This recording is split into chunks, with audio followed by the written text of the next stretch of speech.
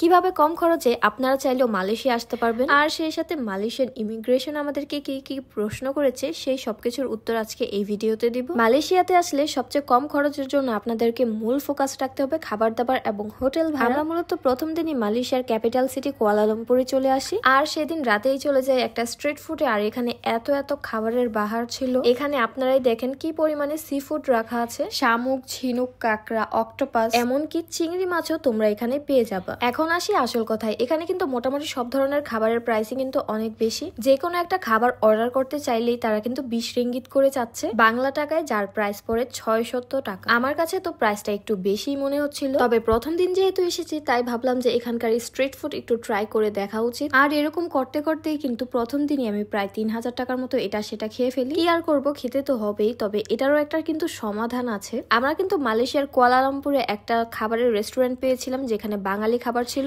রেস্টুরেন্টের নাম ছিল রংধনু, আর এটা কুয়ালালামপুরের বুকেত বিনতানে অবস্থিত।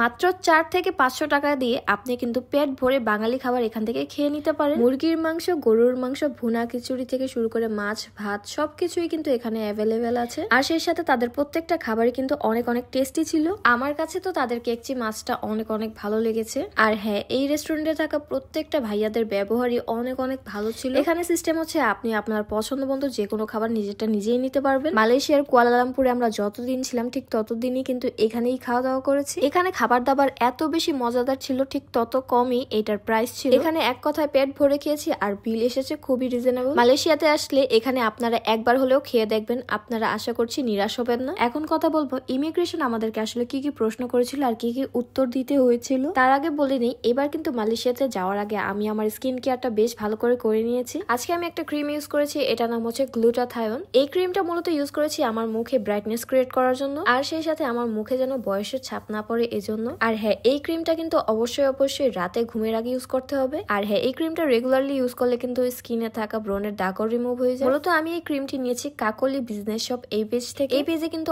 অনেক রিভিউ আছে, তোমরা চাইলে দেখে শুনে জেনে বুঝে নিতে পারো।